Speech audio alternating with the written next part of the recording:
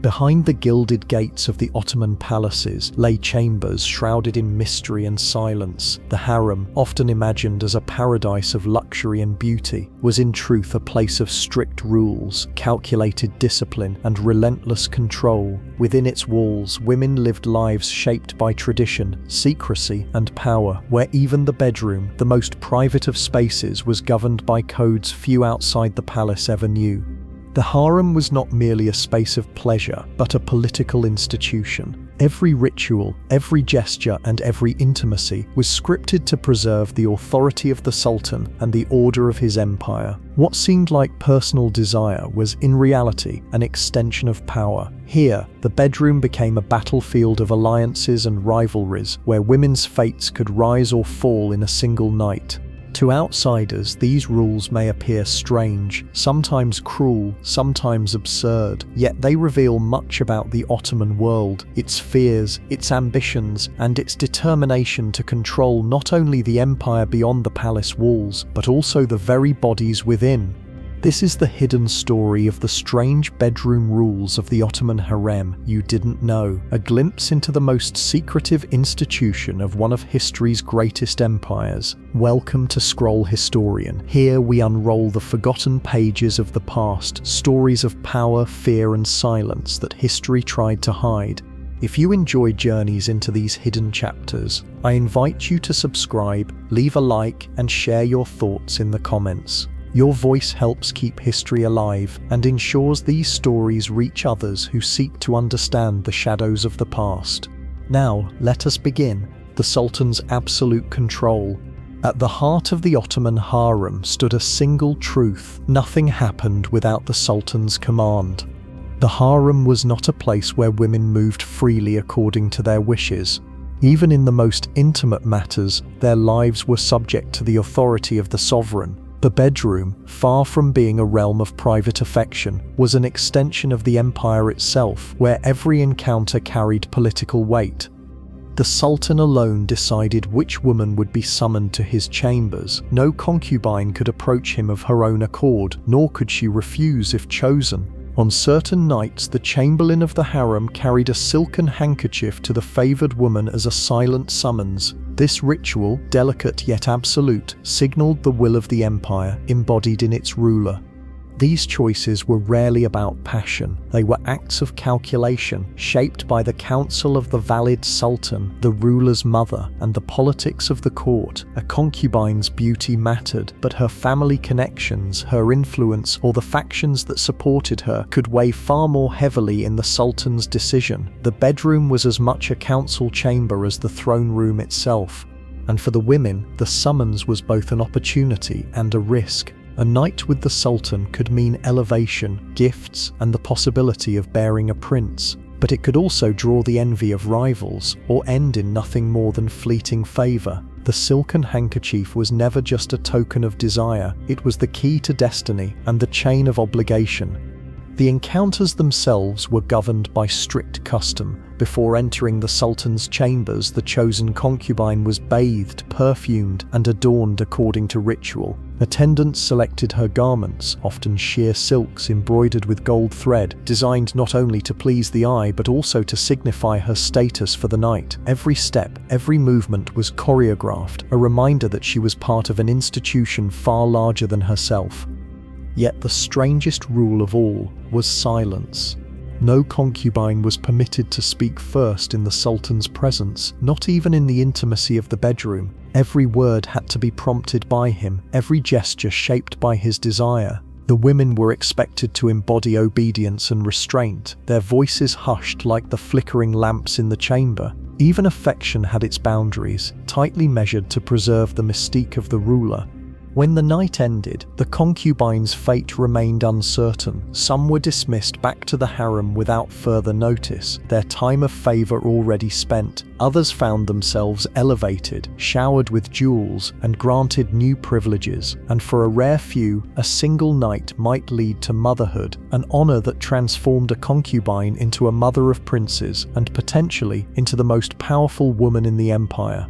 In the silence of those guarded chambers, the rules of the harem stripped away any illusion of romance. What outsiders imagined as passion was, in truth, ritualized control. Every embrace was political, every whisper bound to power, and every night shaped the fragile balance of an empire. The rivalries within.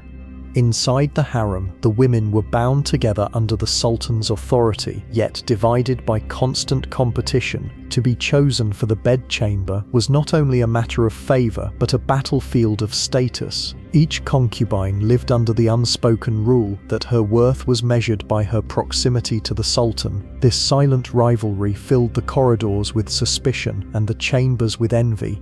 The Valid Sultan, the ruler's mother, wielded immense influence over these rivalries. She often guided the selection of women for her son's chamber, protecting her own power by ensuring that no single concubine could rise unchecked. In this way, even the most private moments of the sultan's life were carefully curated by the most senior woman of the palace.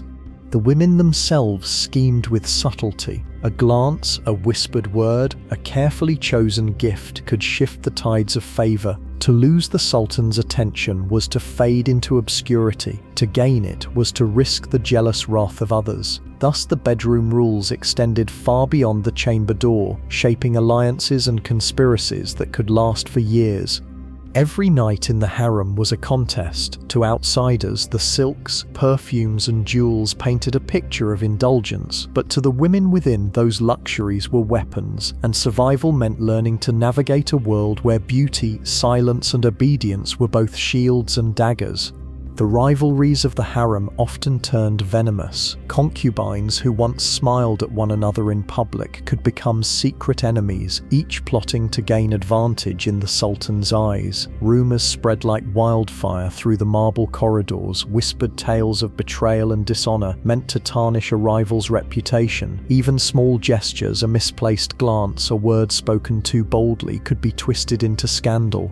At the center of these tensions stood the strange rule that no woman could ever call for the sultan's attention herself. Desire could only flow downward from sovereign to subject.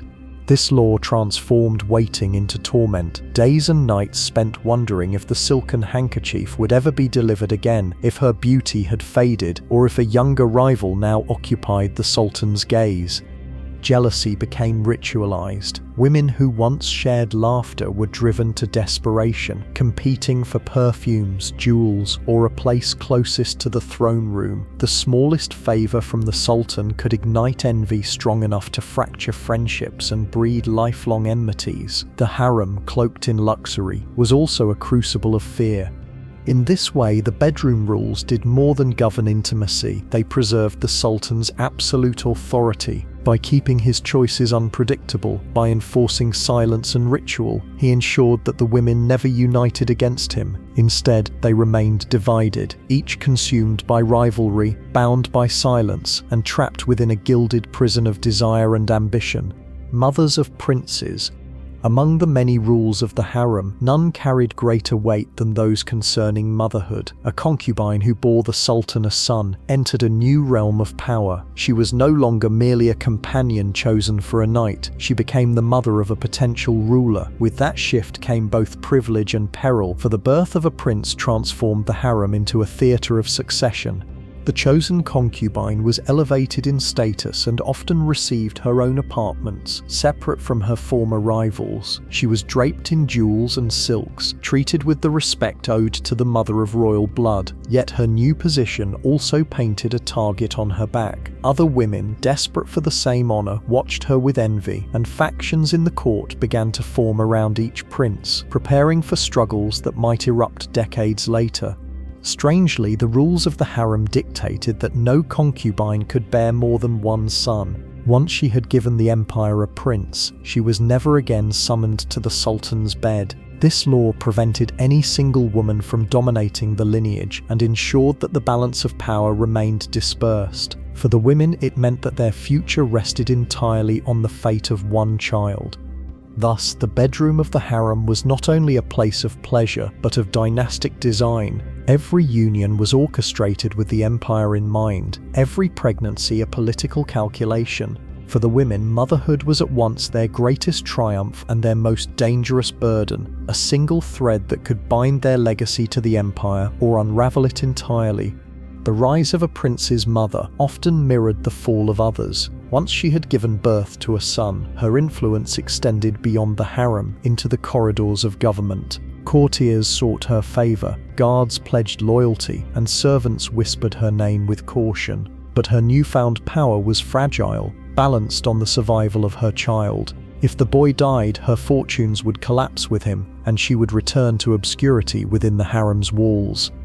The Valid Sultan, mother of the reigning ruler, ensured these women never grew too powerful. She maintained strict order, reminding them that the empire had only one queen mother at a time. Rivalries between the mothers of princes were carefully managed, for too much ambition could turn into open intrigue. And yet, despite all these precautions, the harem became a silent battleground where the fate of future sultans was already being contested. Even the upbringing of the princes was shaped by peculiar rules. They were raised not by their mothers but by eunuchs and tutors, ensuring that no concubine could use her son as a direct tool of influence. The mothers were granted visits, gifts, and privileges, but their bond was deliberately restrained. In this way, the empire kept control even over the most natural of relationships. These strange customs ensured that the harem served not only as the private world of the sultan, but also as the cradle of Ottoman succession. Within those guarded chambers, mothers of princes lived lives at once exalted and perilous, knowing that their entire future and perhaps the future of the empire itself rested on the fragile breath of a single child. The discipline of desire. The harem, often imagined as a place of endless indulgence, was in truth governed by discipline. The sultan's bedroom was not a theatre of constant pleasure, but a space regulated by rules intended to protect both the ruler's health and the empire's order. Concubines were chosen not every night, but according to careful rhythms that balanced politics, ritual, and restraint. Strange customs marked these encounters. On certain nights, no woman at all was permitted to approach the sultan. Silence and solitude were themselves part of the order, meant to preserve the ruler's strength and reinforce the mystery of his authority. To the women waiting in jeweled chambers, these empty nights were a torment, for they reminded them how completely their fate lay beyond their control. Even intimacy itself was shaped by restrictions. Concubines were forbidden to display overt passion, for such behavior was seen as dangerous, an attempt to ensnare the ruler with personal desire. Instead, they were expected to remain composed, graceful, and obedient, their emotions concealed behind veils of restraint. Pleasure belonged to the sultan alone. For the women, their role was to serve in silence. These rules, however strange to outsiders, gave the harem its true character. What seemed a paradise of indulgence was in fact a system of control, where desire was carefully measured, where silence carried more power than words, and where every night in the bedroom was a ritual of empire. Punishments for breaking these rules were severe. A concubine who dared to defy the silence, who spoke too freely, or who attempted to claim intimacy on her own terms, could be cast out of the harem in disgrace. Some were sent away to distant provinces, married off to officials as if discarded pieces of the empire's machinery. Others simply vanished, their names erased from the palace registers, their fate whispered only in fearful tones. The rules extended even to gestures of affection. A woman who clung too tightly, who wept in the sultan's presence, or who sought to linger beyond her time, risked being seen as manipulative. Such behavior threatened the fragile balance of the harem, where discipline mattered more than love. Even a hint of undue influence could bring suspicion of witchcraft, sorcery, or dangerous ambition. To survive, the women learned to master their expressions. Faces became masks, trained to reveal only what was permitted. A smile could be a weapon, a glance a plea, but all carefully measured within the boundaries of decorum. The harem's silence was not emptiness, it was a language of control, where every movement spoke volumes. For outsiders, these rules seemed strange, even cruel, but to the Ottomans they preserved the sanctity of the Sultan's authority. The harem was never merely about pleasure, it was about order, power, and the careful management of desire, and in those guarded bedrooms the empire's strength was preserved through rituals of silence and fear. The Valid Sultan's watch. Above all the women of the harem stood one figure whose authority was unquestioned, the Valid Sultan, the Sultan's mother. She was the guardian of the palace's most intimate rules, the silent overseer of the empire's private world. In her hands lay the power to elevate or to ruin, for she decided which concubines were favored, which were summoned, and which would fade into obscurity. The Valid Sultan's presence reached even into the bedroom, though she did not enter the chamber itself. Her influence was felt in every silken handkerchief delivered, every summons whispered through the halls. To the concubines, she was both protector and threat. Her favor could bring gifts, titles, and safety. Her disapproval could erase a woman's hopes overnight.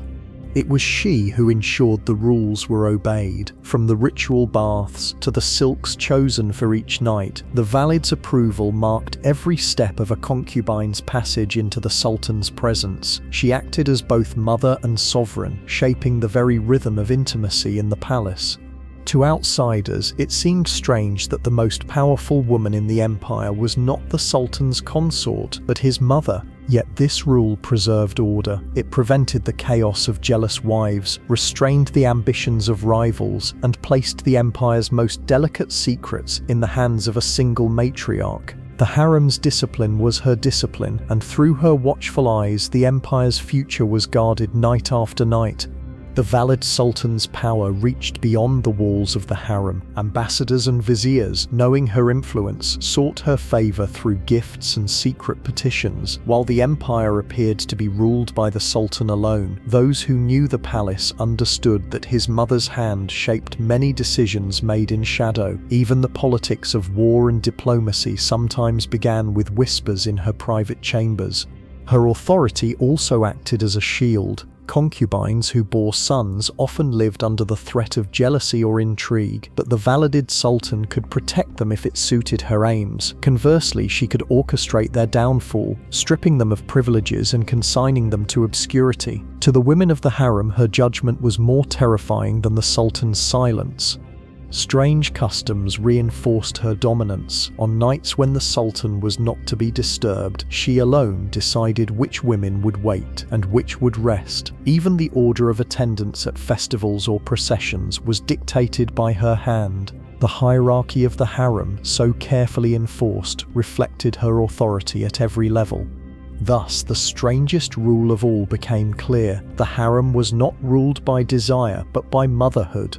The Valid Sultan, through her watchful eyes and careful discipline, embodied the power of continuity. She was the keeper of the Sultan's lineage, the arbiter of intimacy, and the living reminder that even in the most secret of chambers, the empire's destiny was not written by passion, but by control, secrets and surveillance. Life in the harem was never private. Behind the ornate screens and velvet curtains, every movement of the concubines was observed, every whisper carried by ears loyal to authority. Eunuchs, sworn to service, patrolled the halls and kept watch over the chambers, ensuring that the rules of silence and discipline were never broken.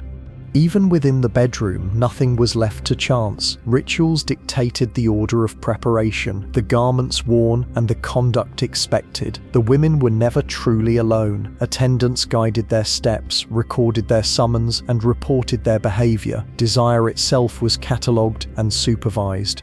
Stranger still, many of these records were preserved, notes of which concubine had been summoned when she arrived, and how long she stayed became part of the hidden archives of the palace. What the world imagined as spontaneous indulgence was in truth documented like statecraft, another ledger in the empire's endless bureaucracy. To live in the harem was to live under perpetual gaze. Privacy was an illusion, freedom a forbidden dream. The strangest bedroom rule of all was perhaps this, that in the very place where intimacy should have been most sacred, it was instead watched, measured, and remembered, not for love but for power. The constant surveillance bred a culture of caution. Concubines learned to guard not only their words, but even the smallest gestures, a careless glance at a guard, a whisper exchanged with another woman, or a moment of hesitation before the Sultan could be reported and punished. In a world where silence was commanded, suspicion became a way of life. The eunuchs, often foreigners taken from distant lands and remade into guardians of the harem, were both protectors and jailers. Their loyalty was absolute, their eyes unblinking. They enforced rules not only with vigilance but with subtlety, ensuring that the harem remained a world apart, sealed against outside influence. To them fell the task of delivering summons, carrying messages, and erasing traces of disobedience. For the women, survival meant adaptation. They became masters of subtle communication, an arched brow, a half-hidden smile, a pause too brief to be noticed by most, but enough to convey a message to those who understood. Yet even this silent language was dangerous, for too much cleverness could attract suspicion. Thus, the bedroom of the Sultan was never a sanctuary. It was the center of a theater watched by unseen eyes, where the rules of surveillance and secrecy defined every act. Desire was permitted only within the limits of control, and intimacy was staged as carefully as a ritual of state. The harem's strange bedroom rules, preserved by fear and silence, ensured that the Sultan remained both lover and emperor, untouchable even in the shadows.